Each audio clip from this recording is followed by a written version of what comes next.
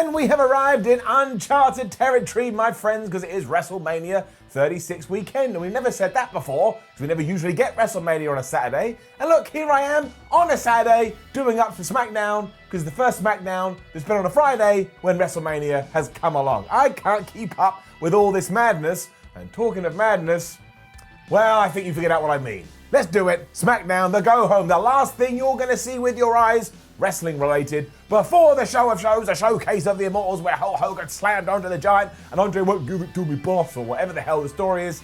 Let's just upper those downs for Smacker Down.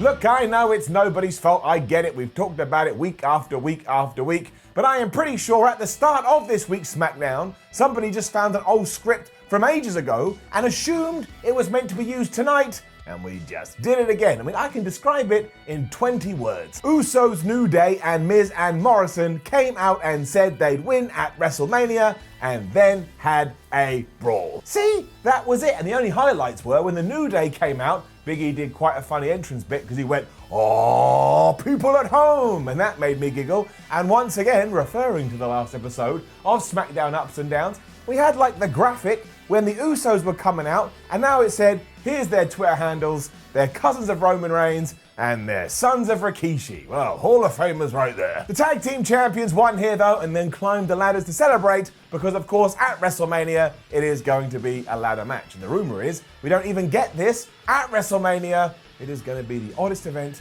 we have ever seen in our entire lives. It also does get a down, because it was just so forgettable. So forgettable, I don't even know why I'm here. What happened next was so good, and I mean it, it was so good, because I think what must have occurred is that somebody just ran backstage, obviously staying 2 meters away from everybody else, and went, guys, Tamina hasn't been on the show for weeks, and now we've just thrown her into a championship match, and nobody's meaner than Tamina. Have you seen her? She must have been away getting meaner. And then they realized she's not mean, so they went into sudden panic mode, and that's why we got this. Basically, it was Naomi versus Lacey Evans versus Tamina, and Tamina kicked all their asses and won, really. WWE could have gone even harder with this, because she only got the victory after Sasha Banks and Bayley, who had been on commentary, got involved and started throwing shots at everyone. Because they attacked Lacey and Naomi, which allowed Tamina, have you seen her, she's getting meaner, to hit the super kick and get the 1, 2, 3, and then just to make her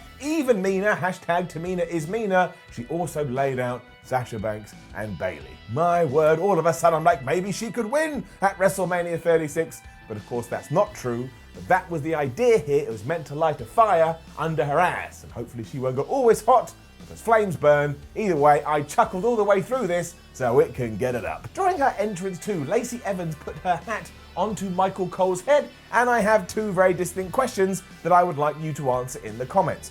1, why did this look like something that came out of Ryu's hands from Street Fighter after he does his Hadouken? And 2, why did Michael Cole wear this for at least a minute? I think he secretly liked it. We zoom to the back where Tucker was warming up to his match, and this storyline with Otis all of a sudden started going in a direction that made me feel all warm and fuzzy inside, because we got that glitch thing again, and then it said, the truth will be heard, and I was like, we're actually gonna find out what the truth is later on, and I did a little jig, because that's what I do when I watch pro wrestling. Hey, you've got to get through a day somehow. At this point, I obviously thought the truth was gonna be somebody telling me that Tamina was mean. Very sorry, I will now drop it. WWE then decided to show Ric Flair's fake retirement match at WrestleMania 24. Now, I have no idea how that's going to do in the grand scheme of things with the bigger audience, but I actually love this. I think this match is superb, and it hits me right in the emotion gland. But it does give us the opportunity here on Ups and Downs to present to you some old footage from Ups and Downs in the past, and remember the pioneers that allowed us to do this in the first place. Hello viewers of Ups and Downs, Reginald Miller here with another episode of our flagship show, and today we are going to be talking about WrestleMania 24, an event I was able to cover live after taking a taxi cab there from my hotel in Florida. But in what must surely be the highlight of the night, Shawn Michaels, the Heartbreak Kid, did retire the Nature Boy Ric Flair after kicking him right in his jaw. Flair had said beforehand that if he did lose the the match, he would hang up the boots for good, and it certainly seems as if that has happened here. Afterwards, Rick told us exclusively that he's looking forward to going home, putting his feet up, having a drink of cocoa, and seeing his family that he's basically ignored for the last 52 years. As for Shawn Michaels, the Heartbreak Kid said that he hopes to go on to have another challenge for the world title as long as he doesn't fall into any shenanigans. But it was an extraordinary night in Orlando, and it's certainly something I, Reginald Miller, will never forget. It sent goosebumps through my body and reminded me that I love sports entertainment. It sports entertains me, and who knows what will happen later on Monday Night Raw. But you can be sure that we shall cover it here on WhatCulture Wrestling and Ups and Downs. My name is Reginald Miller. You take care of yourselves, and I will see you very soon. Reginald Miller, gone but not forgotten, the trailblazer when it comes to ups and downs. We'll miss you. We're then going to recap about everything that happened between Baron Corbin and Elias, and how the hell, from a storyline perspective, is this match still going ahead? Because that's what the update was. Michael Cole told us, and he even showed us the footage, even though the King tried to kill the guitar guy last week by pushing him off a ledge, we are still going to have this match, and we couldn't give two hoots about what kind of medical condition Elias is in. There's just no way. If somebody fell from a perch onto a floor, no organisation would just swaddle up and go, oh yeah, you guys can fight. We don't really care about what kind of condition you're in. We've got other things to worry about. It's not Baron Corbin's fault, and it's not Elias's fault. They're just doing what they're told. And in fact, I'm so impressed with Baron Corbin's dedication to the King gimmick. I think he's won me round a lot, but this just doesn't make sense. You could have just gone, hey, we don't want any part of this, so if you guys want to do an unsanctioned match, you go and do that, and that would have added a little bit of steak to the sauce. But no, what is it, Elias is going to come down in a stretcher, and Baron Corbin's just going to go, all right, pin him, 1, 2, 3. It's just so stupid. It's so stupid. If it's not going to make any difference, why have Baron Corbin Lion King Elias in the first place? Down. And then, my friends, oh my gosh, the greatest thing that has ever happened in the history of WWE. And I get it. I understand, like I said earlier, right now, World Wrestling Entertainment are flying by the seat of their pants. But if you had told me at any point in the last 200 years that they would have done this, I would have pie-faced you and gone, there ain't no way, man. There ain't no way. But after Cole had told us he had breaking news about Elias and Baron Corbin, which was, of course, the match was still going on, he then just went, oh yeah, by the way, I'm laughing, by the way, we're also going to have a Universal Championship match, and it's going to be Braun Strowman versus Goldberg. He didn't mention Roman Reigns. He didn't mention why it had changed. He just looked right down the camera, as I'm doing now, and hoped that nobody would notice. It's like when you're a kid, right? Do you remember when you're a kid and you look at your clock and like, oh my gosh, it's 10 p.m. and I should be in bed, but I think my parents have forgotten. So what I'll do is I'll just be really still and hope mum and dad go to bed and forget that I've stayed up. That never works. This didn't work. I sat there and thought, did I miss something in SmackDown? We're just going to pretend. It didn't even mention Roman's name. Down.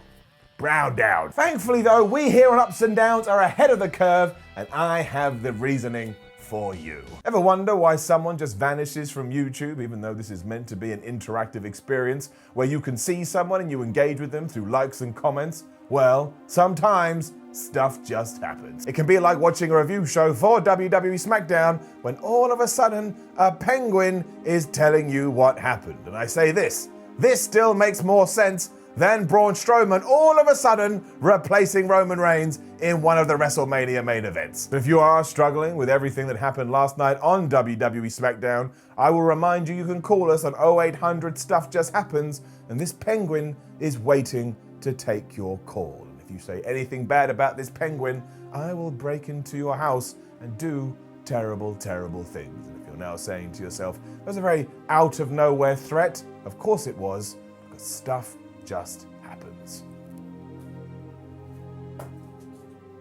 I mean, this was such a big Stuff Just Happens moment, I may have to retire the Stuff Just Happens skit for the rest of my damn life. I mean, it's like people say satire is dead because the real world is so satirical. That was this. I mean, couldn't we have just filmed Braun on his phone, like social media stuff with some kind of explanation. Look, I can do that right now. It's me, Goldberg, Braun Strowman, get my hands, get these hands, whatever my catchphrase is. I have decided that I want to challenge you at WrestleMania 36. Get these hands, and I will win the title. Rah! Does that sound dumb? Yes. Is it quite a shallow way to get there? Yes. But would I have understood? Yes, I would. But instead, all I can cobble together is that Roman Reigns has fallen into the ether, the nether realm. He transformed into Braun Strowman, who has now come out and will challenge Goldberg for his belt. I mean, this truly was something else. It was amazing in many ways. Again, I was laughing so hard I thought I was going to die. But I know more about this match in reality from Roman Reigns' Instagram feed. None of this makes any sense. I want to make it clear I have all the respect in the world for Roman. I think he did the right thing, and I applaud WWE for allowing him to do it. That ain't my beef here, but you could have done anything, WWE. Or, at the very minimum, Michael Cole can say, Roman Reigns is not able to compete, so Braun Strowman will take his place. Okay, cool, but don't do the secret thing like, everyone, just shut up. Shut up. If you mention Roman Reigns' name, I'll come over there and kick your ass. All I'm saying is just be a little bit creative. I love you, WWE, and I'm so excited about WrestleMania 36. I can't thank you enough for giving me a distraction this weekend, but this was absolutely nuts. We went back to the back after this where Tucker and Otis were having a chat. Tucker said it was time to get ready for their match, but then Otis got a text message and he ran away. It transitioned into a match between Tucker and Dolph Ziggles, and this was just excellent. Give it up. We don't even have to worry too much about the match. I mean, it did end in a disqualification, which I will talk about in a minute, after Dolph Ziggles had used his zigzag on Tucker on the still, but it wasn't about that. This was irrelevant. It was all to do with the fallout. Because the glitch thing happened again, the words "the truth will be heard" appeared on the screen, and boy howdy was that true, because making his debut on SmackDown was Batman. He was surrounded by his Bat computers, and he was using the technology he usually does to stop criminals to finally out Dolph Ziggler and Sonya Deville as massive dicks. And in case you didn't watch SmackDown, it wasn't actually Batman, it was a guy with a hood up, but my word, it certainly did look like the Batcave. But as it turns out, the two did conspire to send a message from Mandy Rose's phone to Otis's phone, telling him to be late for their date, which allowed Dolph Ziggler to just swan in there and steal her from under Otis's feet. Damn, Sonya tried to apologize to Mandy, but she wasn't hearing it. Otis was then gonna rip Dolph's head off, but he got away. And I still think that Mandy is going to screw over Otis at WrestleMania 36. Go and watch my WrestleMania 36 prediction video for my reasons why. But this was great. I can now get behind Otis even more, and I want him to try and ruin Dolph Ziggles at WrestleMania 36. Round of applause. This was great. I loved it. So thank goodness for Batman. Once again, thank goodness for Batman. Where would we be without the Cape Crusader? I'm going to presume this is Ali instead. And it is very GTV, if you remember GTV. But hey, I got a massive kick out of it. So there. And then WWE had to ruin it all. Why? Because it was Daniel Bryan versus Shinsuke Nakamura. And I'm about to do a massive love fest for that in a few seconds. But do you know how it ended? It ended in a DQ. We just saw a DQ, and now 5 minutes later, we're seeing another DQ. Why are there so many disqualifications? What's going on with my voice? Not everything has to be a disqualification. Also, either man could have won here. Watch this. If Daniel Bryan wins, I'm like, oh wow, he just beat Shinsuke Nakamura, and now he's got all the momentum going against Sami Zayn. And if Nakamura wins, you're like, oh no, Daniel Bryan lost. I really hope he's going to be able to find the power to take on Sami Zayn at WrestleMania 36 and win the Intercontinental Championship. That's a win-win all round. But no, can't do that. After a few minutes, Cesaro just attacked Daniel Bryan when he locked in the yes lock. Sami Zayn on commentary was like, yeah man, good work, yeah, we did it. It made me really mad because I'm a massive wrestling geek. Down. However, just to be an asshole and a massive hypocrite, when these two were going at it, was I basking in their glory. Shout out to Keith Lee. So many people on the internet were like, oh, they should have built this match up more. What are you talking about? These two groups, because Drew Gulak obviously was in Daniel Bryan's corner, they've been clashing for ages. And right now in a world where I can't get any fans, at least give me matches I want to see. And now that I have seen it, WWE, give it to me more. Even in this short period they were having a wrestle, it was bloody superb. So that can get it up. Zayn's team then attacked both Bryan and Gulak afterwards, and that just irked me even more because I am a massive geek. Because that just meant that the Sami Zayn crew got their heat back So Daniel Bryan could have won here, but Sami Zayn, Cesaro, and Shinsuke Nakamura would still have been standing tall after all was said and done. But no, we have to do the DQ finish, otherwise WWE thinks like the protective barrier around the earth will break and aliens will come down and start shooting us with their laser guns. I may be over-exaggerating. WWE then went full-on goofy. It couldn't have been goofier if Goofy himself from Disney Television had turned up and went, hey, it's Goofy. But as you know, I'm a massive goof. I loved every single second. Give it up. It was John Cena coming down to the ring to address Bray Wyatt's Firefly Funhouse challenge, and he was the first person to admit he has no idea what that is or what's going to happen. But that kind of sums up this year's WrestleMania as a whole. We're all just waiting and seeing and doing our best. So who the hell knows what's going to happen on Saturday, and who the hell knows what's going to happen on Sunday? John, I completely agree with you. He accepted, of course, because imagine if he didn't only 24 hours before we're meant to have the first night. And he also took a massive shot at Bray Wyatt by saying Goldberg exposed you just a few months ago, and now I am going to bury you for good, just like I did a few years back. And you're like, oh my gosh, John Cena. And that is when it got ridiculous, because all of a sudden the Firefly Funhouse puppets were around ringside, and Ramblin' Rabbit was going, hey dude, when the Fiend beats you with Firefly Funhouse, you'll be able to play with us forever. It sounded dodgier than I meant it to. It was poor sentence structure. But then all of a sudden he got scared and went, he's here, and the lights went out and the Fiend appeared in one of those podiums